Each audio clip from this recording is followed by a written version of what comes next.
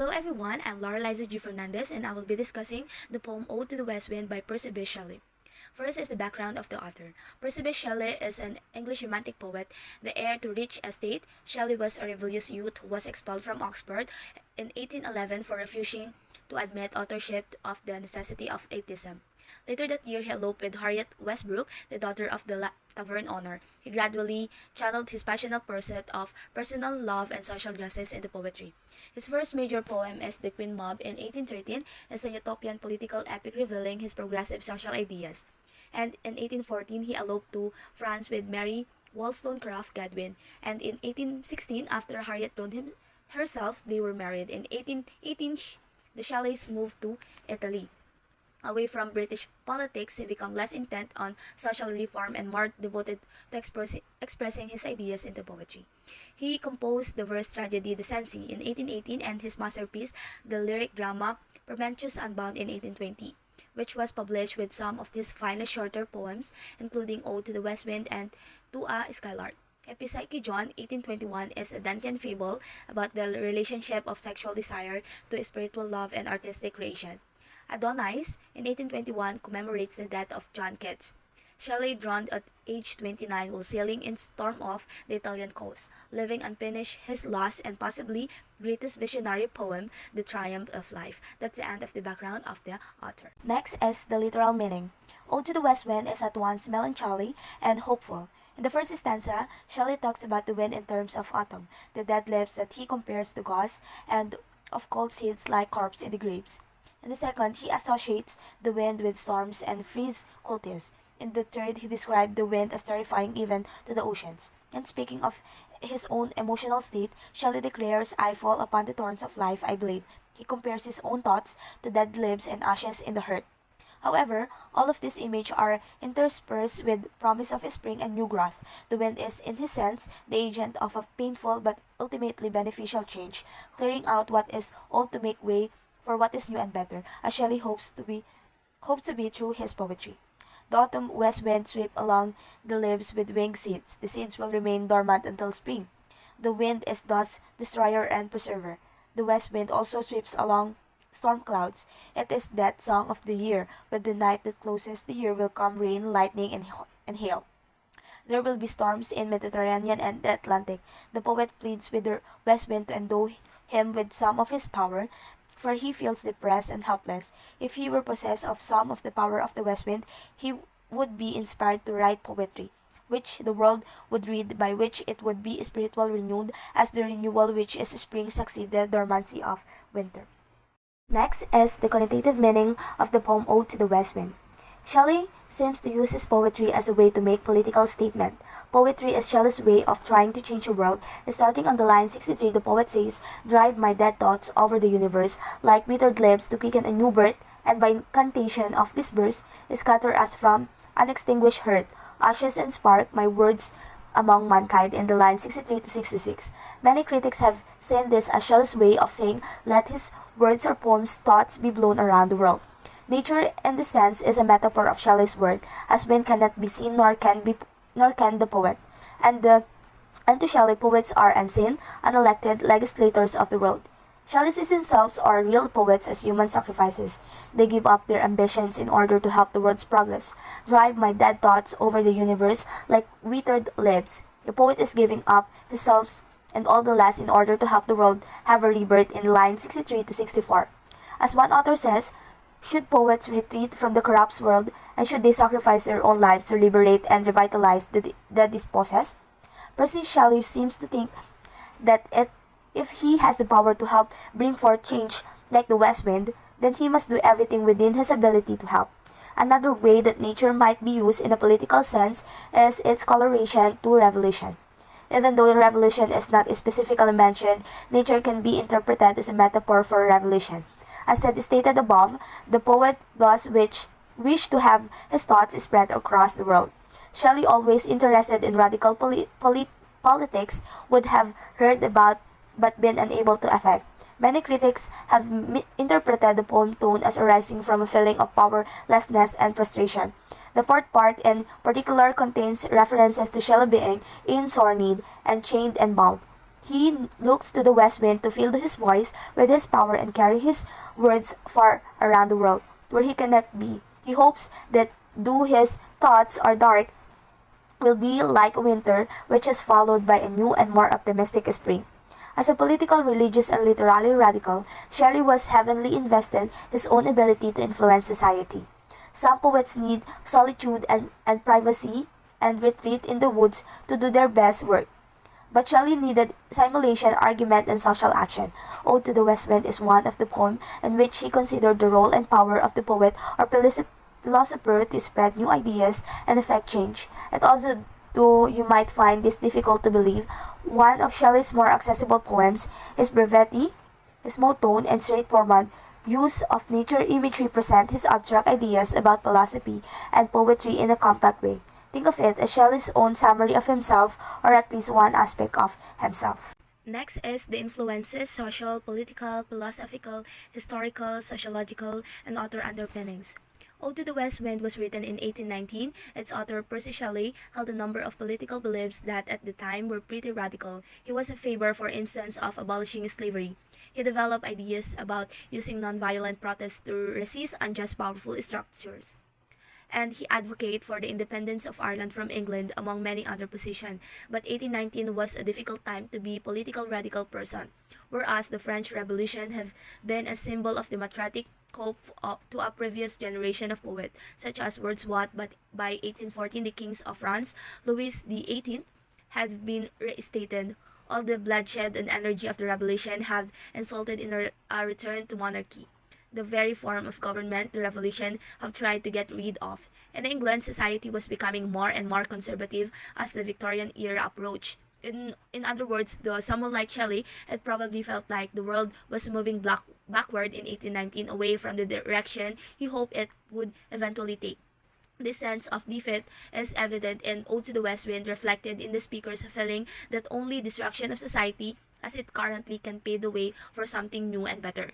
Ode to the West Wind was published in 1819. At the time, European countries were in the stage of workers' movement to the storm of revolution. In order to safeguard their own interests and to fight for their own freedom and rights, the British working class and proletariat launched a lot of struggle with the bourgeois movement. And the strike is also staged. The bourgeois rulers carried out a brutal and bloody crackdown on the working class and the proletariat. In August 1819, there occurred a brutal massacre in Manchester. The poet desired the irresistible power of the wind to scatter the word. He has written about his ideals and causes, one of which was opposition in Britain's monarchical government as a form of tyranny. Believing firmly in democracy and individual rights, he supported movement to reform government. In 1819, English nobility feared that working class citizens, besieged by economic problems including high food prices, would imitate the rebels of the French Revolution and attempt to overthrow the established order. In August 16, agitators attracted tens of thousands of people to a rally in St. Peter's Field, Manchester, to urge parliamentary reform and to protest laws designed to inflate the cost of corn and wheat. Nervous Public officials mismanaged the unarmed crowd and ended up killing 11 protesters and injuring more than 500 others. In reaction to the incident, Shelley wrote The Masque to Anarchy in the fall of 1819 to urge further nonviolent action against the government. This work was published during his lifetime. However, Ode to the West Wind was also in fall in 1819 was published a year later. The poem obliquely refers to the desire to spread reformist ideas when it says, "Scatter as form and unextinguished hurt, ashen spark by words among mankind." Shelley believes that the poetry he wrote had the power to bring about political reform. Poets are the unacknowledged legislators of the world. He wrote in another work a defense of poetry. Shelley is considered a revolutionary poet, which can be clearly seen in his poem Ode to the West Wind. Shelley throughout the poem appealed to the west wind to destroy everything that is old and defunct and plant new democratic and liberal norms and ideals in the English society. This poem is written to make people of the society realize that they are shackled in the chains of materialistic pursuits and how they can bring freedom and calmness in their lives. It also refers to the monarchic system of romantic era when people were slaves of monarchs and did not raise their voice to end the monarchy. It tries to awake the people from slumber and fight for freedom and peace. So let's move on to the literary device used to the poem Ode to the West Wind. First is the personification. Ode to the West Wind is in part about the speaker's desire to connect with the West Wind. He wants it to listen to him and to help him, but he betrays some uncertainty about whether the West Wind isn't even listening to him. He keeps demanding that it hear, as he isn't sure that it is listening. At the heart of the poem, then, is a question about the relationship between human beings and nature, whether they can communicate with each other meaningfully and whether they are similar or fundamentally different. Personification has an important role to play in answering these questions. After all, personification takes natural things and gives them human characteristics. Human personification, then, it itself a kind of declaration that there's enough in common between the nature and the natural worlds that they can resemble each other. The speaker uses personification often in Ode to the West Wind, particularly in the first three sections of the poem. For example, he compares the dead leaves the west wind blows to pestilence stricken multitudes, that is, to a human population that is suffering from a serious illness. He compares seeds to corpses and graves. He compares the clouds twice to human hair. Next is metaphor. Ode to the West Wind uses a lot of metaphors, so much so that it can be hard to keep track of all of them. But the poem does use metaphor in fairly consistent ways. In the first three sections, the speakers uses metaphor to help paint a rich, vivid portrait of the West Wind and its sister, the Spring Wind.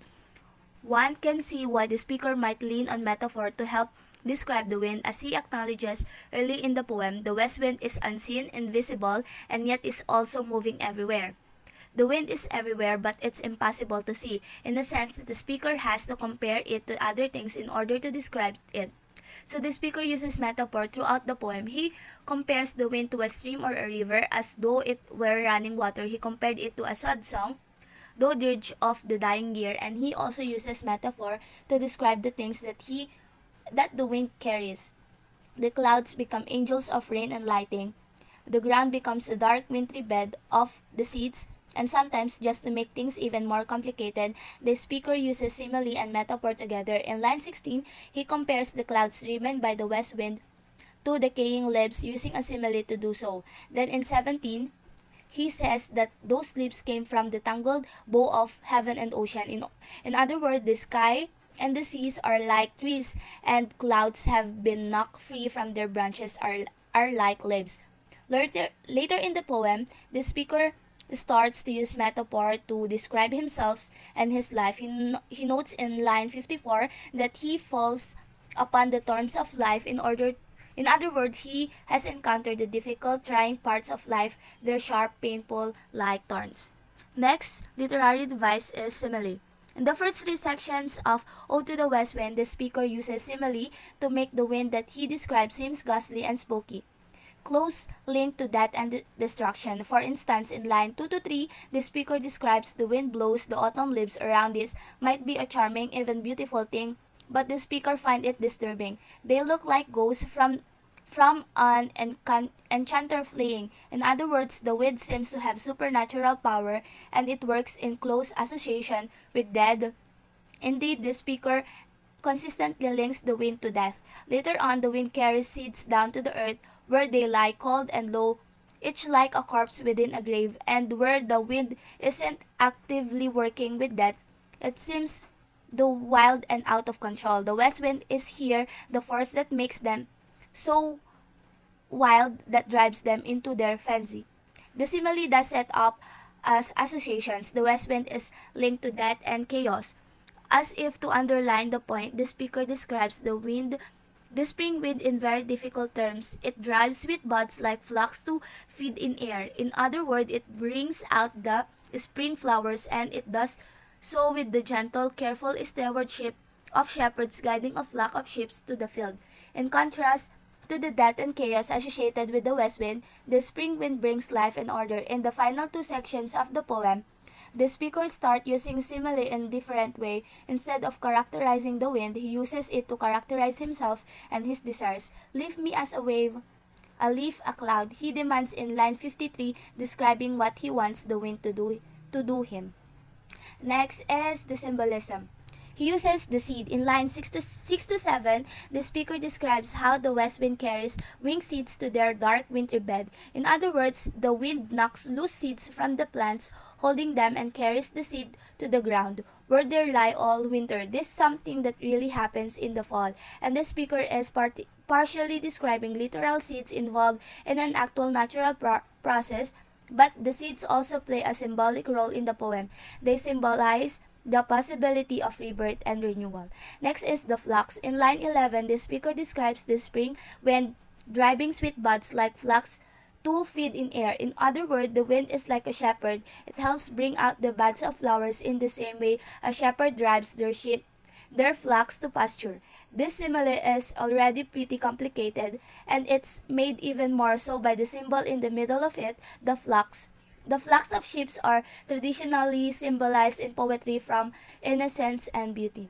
Next is the old palaces and towers. In line 33, the speaker describes the blue Mediterranean as sleep dreaming old palaces and towers. The speaker is careful to place this dream vision in a specific place, the Bay of Bayeux, near Naples in Italy, and so that the speaker may have specific buildings in Naples in mind. Building he wants the reader to see in their mind, but the old palaces and towers also takes a symbolic significance in the line. They symbolize the past itself, history, the glorious accomplishment of previous generation. Next is the thorn of life. When the speaker complains about falling on the thorns of life, in line 54, he isn't talking about literary thorns. Instead, the thorns are symbols for difficulties that one faces in life, perhaps pain, disappointments, and aging. The thorn of life are thus a very vague general symbol. They stand for difficulties that the speaker faces in general without embodying a particular or specific problem or disappointment. Next is the blood. In line 54, the speaker uses the thorn of life as a symbol for the troubles and difficulties that he faces in life, without specifying what exactly he's struggling with. He ends the same line with another symbol, I bleed. He exclaims, here the blood that the speaker bleeds serves as a symbol for his disappointment and diminishment. He feels like he has lost something essential or important. He is less powerful and creative than he once was. The blood symbolizes his lost power and his lost aspects of his own personality. Next is the lyre. In line 57, the speaker expresses a strange desire. He wants the west wind to make him its lyre. A lyre is a small held harp. In ancient Greece, poets would play the lyre as they performed their poems. As a result, the lyre often served as a symbol for poetry itself. It does that here. It symbolizes poetry. Next is the ashes and spark. In line 66 to 67, the speakers ask the west wind to scatter these words like ashes and spark among mankind. The ashes and spark are symbolic. The speaker doesn't want to start a literal fire. Instead, he wants his word to serve as inspiration and encouragement, which he help people break free from oppression they currently endure. Next and the last symbol is the spring, and the renewal that it promises to help brings out is like spring. Spring in the last line of the poem and also in the line 9, it does a symbol for renewal and rebirth, the emergence of something radical new. This symbol is the heart of the poem. The thing is wants to see happen. The poem is an ode to the west wind become the west wind with all the destructive forces is necessary to make the symbol real. And that's all for the literary devices used to the poem Ode to the West Wind. Next and last, the theme of the Ode to the West Wind. First is the death and rebirth. Throughout Ode to the West Wind, the speaker describes the west wind as a powerful and destructive force. It drives away the summer and brings instead winter storms, chaos, and even death. Yet the speaker celebrates the west wind and welcomes the destruction it causes because it leads to renewal and rebirth. The west wind is not peaceful or pleasant. It is the breath of autumn's being. Autumn is a transitional season when summer abundance begin to fade.